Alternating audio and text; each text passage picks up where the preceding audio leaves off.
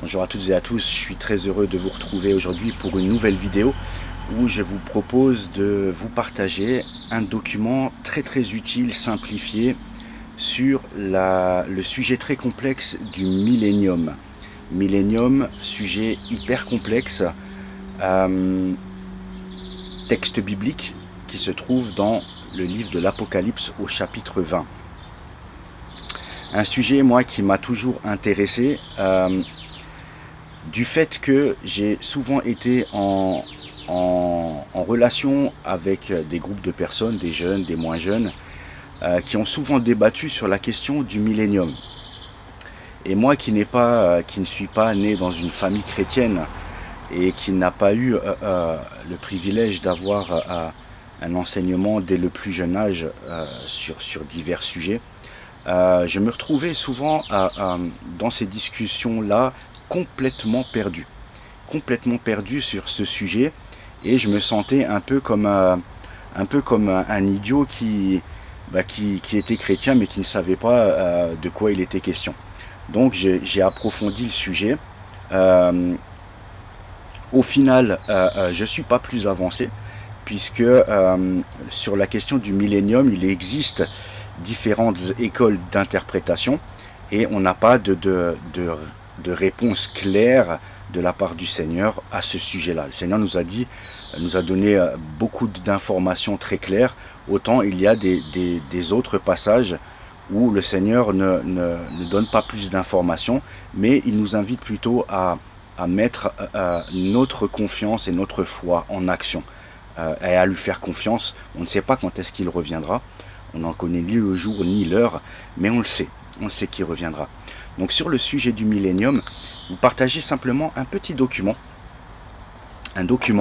sur ce grand thème du casse-tête du millénium, le millénium simplifié, Apocalypse 20. Donc mon but, c'est pas de vous dire que telle ou telle position est la bonne et quelle est la vérité parce que la Bible le dit. Ce n'est pas mon but, parce que je crois que la Bible ne nous indique pas clairement si telle ou telle position est la meilleure. Elle nous parle d'une période de 1000 ans, et je vous propose de lire le texte ensemble, et puis après je vous partagerai ce document. Voici ce que la Bible nous dit au chapitre 20 de l'Apocalypse, des versets 4 au verset 6. Et je vis des trônes, et à ceux qui s'y assirent fut donné le pouvoir de juger. Et je vis les âmes de ceux qui avaient été décapités à cause du témoignage de Jésus et à cause de la parole de Dieu, et de ceux qui n'avaient pas adoré la bête ni son image, et qui n'avaient pas reçu la marque sur leur front et sur leurs mains. Ils revinrent à la vie, et ils régnèrent avec Christ pendant 1000 ans. Les autres morts ne revinrent point à la vie, jusqu'à ce que les 1000 ans fussent accomplis. C'est la première résurrection. Heureux et saints ceux qui ont part à la première résurrection. La seconde mort n'a point de pouvoir sur eux, mais ils seront sacrificateurs de Dieu et de Christ, et ils régneront avec lui pendant 1000 ans. Lecture de la parole de Dieu, chapitre 20, Apocalypse, versets 4 à 6. Donc comme je le disais, je ne suis pas né dans une famille chrétienne, cependant j'ai étudié dans les écoles bibliques, et en tout j'ai étudié, en tout cas en centre d'études, 7 ans, sans compter le travail pastoral et toutes les études bibliques que j'ai pu transmettre et partager autour de moi. Mais sur la question du millénium, effectivement, un sujet délicat et complexe à traiter. Le document que je voulais vous partager, un document que je trouve extraordinaire, il est vraiment très bien fait, très simple pour comprendre. Il y a des livres, je pense à un livre en particulier qui s'appelle Le labyrinthe du millénium, qui explique aussi plutôt bien le sujet. Mais je voudrais juste vous partager ce document qui tient sur une feuille et qui permet déjà un petit peu de comprendre les positions et les écoles d'interprétation. Et c'est juste cela que j'aimerais vous partager. Et puis après, je vous renvoie tout simplement à la lecture de la Bible et vers le Seigneur et vers son Esprit Saint pour creuser davantage si le désir, si le souhait, voilà, si vous en avez le souhait. Voici donc le document en question. Donc sur ce document, on peut y apercevoir donc les 4 manières de comprendre le millénium d'Apocalypse 20. Il existe donc 4 écoles d'interprétation sur ce sujet-là.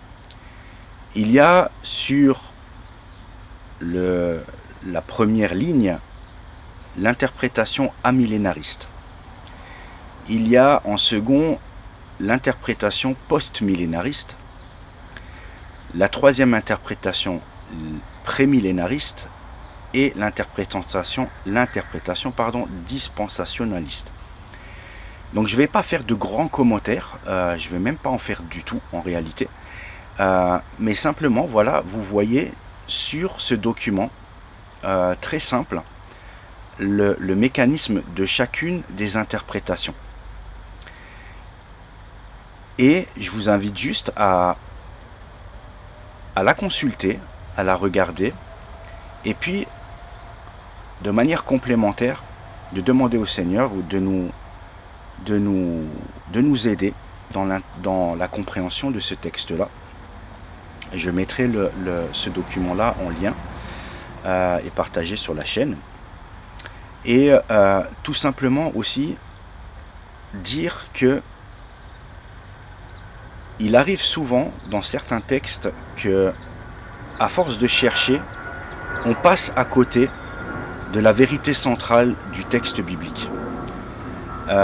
Sur beaucoup de sujets, il y a eu de grands débats et l'encre a beaucoup coulé sur certains sujets sans qu'on parvienne à une explication claire et à une vérité explicite de la parole de Dieu. Et avec cela, on peut passer à côté du message central de Dieu et de sa parole. Et je pense qu'en concernant l'Apocalypse et le retour de Jésus, ce qu'il faut simplement retenir, je pense, c'est que Jésus revient. Ça, c'est une certitude. Après, comment, quand, on a des textes qui en parlent, mais ce que je veux dire tout simplement, c'est de rester centré sur le message principal, celui du retour du Seigneur, et que son Église va régner avec lui, et que le Seigneur revient. J'espère que ce petit document vous sera très utile. Si vous avez des questions, n'hésitez pas. Si vous voulez partager sur le thème, n'hésitez pas non plus. Et je vous rejoins prochainement pour une prochaine vidéo en espérant vous partager de manière hyper simple tout ce que j'ai pu recevoir de la part du Seigneur au travers des écoles bibliques, des séminaires auxquels j'ai pu participer, et vous transmettre tout ça généreusement et avec grande joie et grand plaisir. Je vous souhaite un très bonne journée. Alors aujourd'hui, je suis à l'extérieur car il fait extrêmement chaud. Nous sommes en ce jour de juin, un jour le plus chaud de la semaine, puisque nous sommes en alerte rouge, voire orange, alerte canicule. Donc je vous souhaite une bonne journée. Prenez soin de vous, faites attention à vous, à la chaleur, hydratez-vous bien, et je vous dis à très bientôt. Et je demande la bénédiction sur chacun d'entre vous, en Christ Jésus, par son Esprit Saint, pour la gloire du Père. Amen.